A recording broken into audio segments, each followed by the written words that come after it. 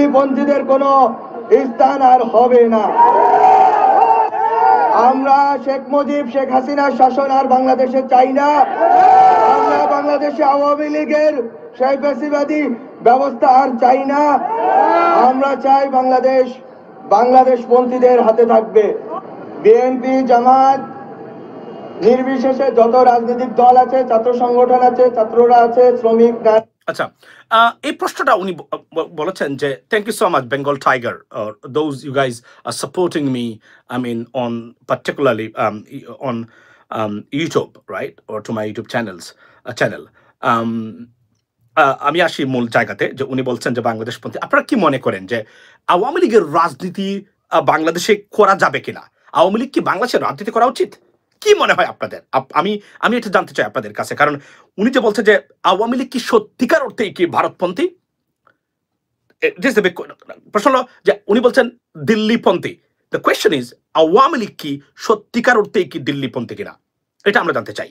প্রথমে এটা আমাদেরকে ডিটারমাইন করতে হবে, বা we have to come to an conclusion that Awami League is a pro-Indian. It's not only pro-Indian, the product or byproduct of Indian nasty and dirty politics in Bangladesh, ladies and gentlemen. We got to make sure that if this is right, or the answer is yes, I mean, there you are guys telling me right now, then ultimately, Awami League, Awami League, Bangladesher রাজনীতি করা উচিত কিনা, it is a serious debatable issue, and it's a sustainable, we should have a sustainable debate about that, ladies and gentlemen.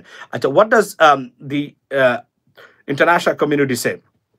International community, they don't bother about Bangladesh except Awami League, except India, because Awami League, they do not have a single friend, I mean, on this planet. Not a single country. Show me one single country that loves Awami League. Show me. Tell me the name. For example, I'm an ignorant, but I want to know from you guys. None existed. India. Why? Because India, আমি যদি এখন আমরা যে এই যে আমাদের আপনার মুক্তিযুদ্ধের বিভিন্ন আমাদের যে সত্যিকার অর্থে যে শেখ মুজিবুর রহমান সাহেবের হত্যা মামলায় জড়িত যারা আছেন, তাদের যে এক একটা বক্তব্য আমরা শুনি, আমরা এখন কি দেখতে পাচ্ছি? দেখেন, তারা যে 7 দফা চুক্তি করেছিল, আমি এই জন্য শেখ মুজিবুর রহমান সাহেবকে ধন্যবাদ দেই যে অন্ততপক্ষে ভারতীয় সৈন্য যেন উনি বাংলাদেশ থেকে সরিয়ে দিয়েছিল তখনকার সময়। আর না হলে এরা কোনো অবস্থাতেই, আমি আবার বলছি, মানে জামায়াতের পথে মানে অবস্থান বাংলাদেশ নিয়ে, যে তারা বলেছেন যে আমরা মনে করি এটা ভারত যুদ্ধ করতেছে পাকিস্তানের সাথে, মুসলমানদের সাথে। That's what they thought, and that's why they were with আপনার পাকিস্তান। বাট এটা কিন্তু পরবর্তী সময় যেগুলো হয়েছে ডিবেটেবল, বিতর্কিত ইস্যু আছে, সেগুলো নিয়ে আমরা কথা বলতে পারি, কিন্তু ওই ক্ষেত্রে their stance was absolutely right. Because দেখেন, 7 দফা চুক্তি যেগুলা, এখন এগুলা শুনে তো আমি তো হতভম্ব হয়ে গেলাম। মানে আওয়ামী লীগের নেতৃবৃন্দ যারা ছিলেন, আপনারা কিভাবে এগুলো মেনে নিতে পারলেন? একটা দেশকে করদ রাজ্য বানানোর চুক্তিতে আপনারা বলেছেন, আনবিলিভেবল। এই দেশটা কি ধরনের কথাবার্তা হলো? এই দেশটা তো আপনারা একটা রাজ্য বানানোর চেষ্টা করেছে ভারত। Luckily, আমরা escaped from that kind of ill thought or ill planned, right? So, can you imagine, ladies and gentlemen, আমরা এখান থেকে বের হয়ে গেছি, বাট তারা চেয়েছিল বাংলাদেশটাকে তাদের করদ রাজ্য বানাতে। এই 7 দফা চুক্তি যদি এখন যা দেখি, যা আওয়ামী লীগের অনেকেই ভালো মানুষ যারা আছেন তারাও বলছেন। সুতরাং এর মানে কি, ভারত কখনোই বাংলাদেশের স্বাধীনতা মেনে নেয় নাই। আমাদের অস্তিত্ব সংকটে অস্তিত্ব নির্ভর করবে how you deal with India. Every dealing with India got to be pro Bangladeshi, কারণ এবং প্রশ্ন আমি আসতেছি এই পয়েন্টে, এর মানে কি? এর মানে তারা কখনোই, এবং এই যে এটা যে প্রমাণিত সত্য, বাংলাদেশকে তারা রিকগনাইজ করে না এজ অ্যান ইন্ডিপেন্ডেন্ট কান্ট্রি। এটা তো নরেন্দ্র মোদীর এইবারে যে টুইট করেছেন বাংলাদেশের 16ই ডিসেম্বর বা স্বাধীনতা বিজয় দিবস উপলক্ষে, সেই বিজয় দিবসে নরেন্দ্র মোদীর টুইট প্রমাণ করে তারা এখনো মনে করেন এটা তাদের যুদ্ধ, এবং তারা মানে বাংলাদেশকে তারা মুক্ত করেছেন। পাকিস্তানের সাথে বাংলাদেশের কোনো যুদ্ধ হয় নাই। দেখেন, সুতরাং আমরা মনে করি এরা আমাদের স্বাধীনতা, সার্বভৌমত্ব, অস্তিত্ব, sustainability, growth, progress, the betterment, peace for our next generation, they are serious threat for our entire nations and content generations to come. If we can't deal with them right now adequately, precisely, and on the basis of common sense and seriousness, we'll be in trouble in the future, ladies and gentlemen. This is the pivotal or the momentum that we have received right now, or we have to fix this problem for next 100 years. If we can't do that, we'll be in trouble for sure. Because তারা কখনোই, এবং আমাদের এই কথার সত্য বারবার যে ভারত বাংলাদেশকে কখনোই বন্ধু ভাবে না, তারা ভাবে একটা স্লেভ। তারা আমাদেরকে ইনস্লেভ করার চেষ্টা করেছিল 16 বছরে।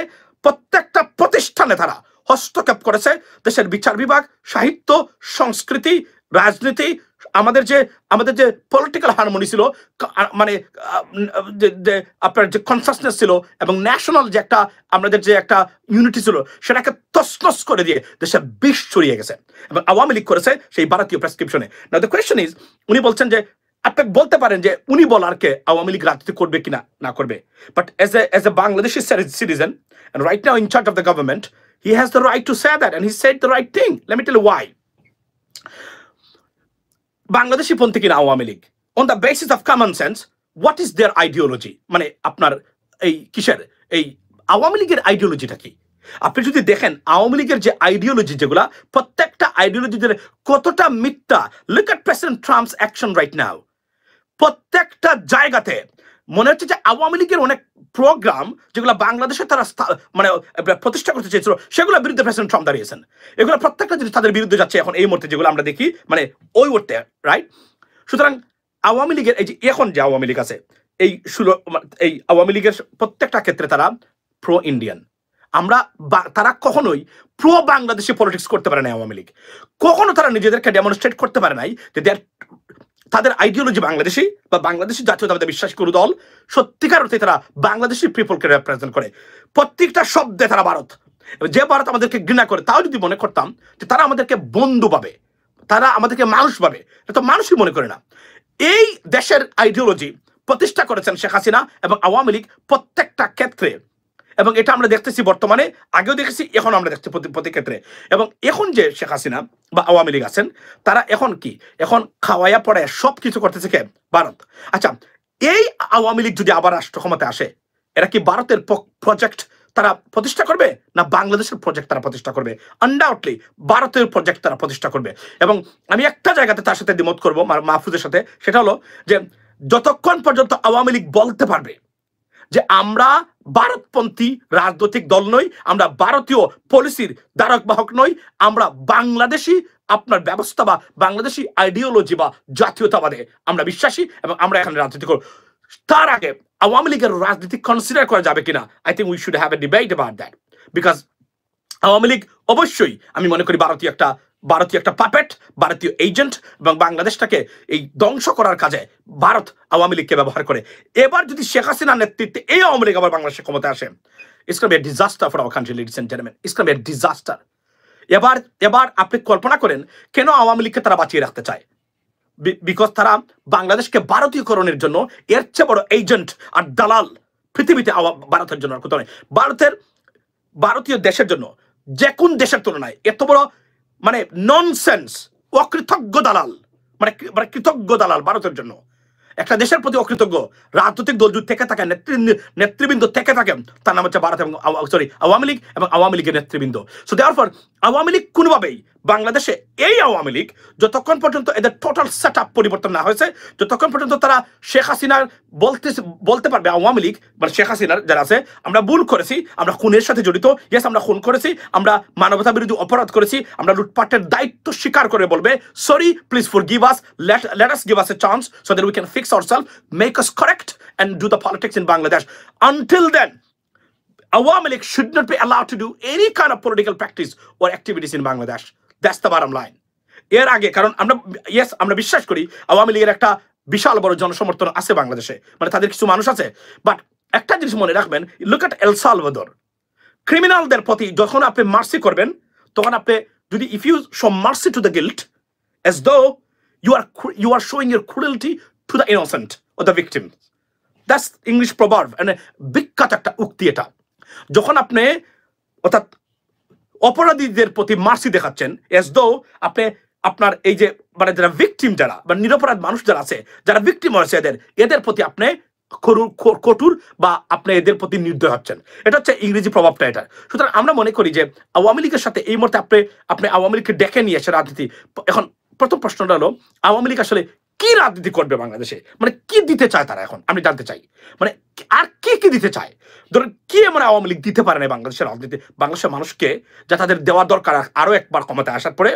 আপনারা আওয়ামী লীগকে জিজ্ঞেস করবেন যে ভাই আপনারা 16 বছর একটানা ক্ষমতায় ছিলেন, আপনাদের ট্রান্সপোর্ট সেক্টরের উন্নতি হলো, জেব্রা ক্রসিং সিনেমা ট্রাক্স আপনার 7 টনের ট্রাক্স মানে চালায় বদলুক, zebra crossing cinema, think about that, right?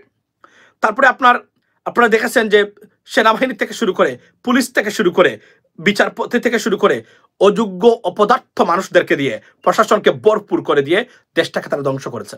এবং তারা এসে কি বিকল্প তারা আনতে পারে? এবং এই মানে হাসান মাহমুদ, এই স্বরাষ্ট্রমন্ত্রী খুনি মার্ডারার আসাদুজ্জামান, এই শেখ হাসিনা, যার নেতৃত্বে খুন গুম তৈরি হয়েছে, যার নেতৃত্বে, যার জ্ঞাতস্বরে, যার স্পন্সরে বা নির্দেশে এই খুন গুম বাংলাদেশে প্রতিষ্ঠা হয়েছে, সেই মহিলা আবার এসে রাজনীতি করবে বাংলাদেশে, কি হতে পারে তখন? এবং আবার এসে সেই প্রতিশোধ পরায়ণ উইল বি আপনার vindictive and they will take the revenge, absolute revenge. এবং শেখ হাসিনা কতটা ভিন্ডিকটিভ, মানে প্রতিশোধ পরায়ণ ব্যক্তি, একজন ব্যক্তি যখন প্রতিশোধ পরায়ণ হয় সে যে কোনভাবে মানুষকে হত্যা করতে পারে, মনে রাখবেন। এবং she is internationally certified vindictive individual and woman. I have never seen a woman that amount of or that much cruel, I mean can be, Sheikh হাসিনার মতো। অথচ এই মহিলাটা বাংলাদেশের দায়িত্ব দেওয়া হয়েছিল তার কাছে, এবং 16টা বছর নেতৃত্ব দিয়েছে, দেশটাকে কোথায় নিয়ে গেছিল। এবং প্রত্যেকটা ক্ষেত্রে সে ইনফরমেশন এন্ড মিথ্যা তথ্য দিয়ে দেশটাকে আপনার প্রত্যেকটা জায়গায়, গতকালকে ডক্টর মোহাম্মদ ইউনূস বলেছেন, উনি কি বলেছেন? উনি বলেছেন যে জিডিপি থেকে শুরু করে, রিজার্ভ থেকে শুরু করে যতটা তথ্য আওয়ামী লীগ প্রতিষ্ঠা করেছে ইন্টারন্যাশনালি, প্রত্যেকটা ছিল ভ্রান্ত ধারণা, misinformation and manipulated statistics. আপনারা ইন্টারন্যাশনাল কমিউনিটি কেন তাদেরকে কখনো প্রশ্ন করলেন না?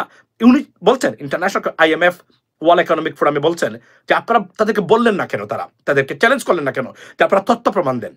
আপনারা তাদেরকে অ্যালাউ করেছেন because they were allowed by you, that's why they could do anything and they did exactly. So ladies and gentlemen, এই আওয়ামী লীগকে আবার আপনারা বাংলাদেশের রাজনীতিতে দেখতে চান,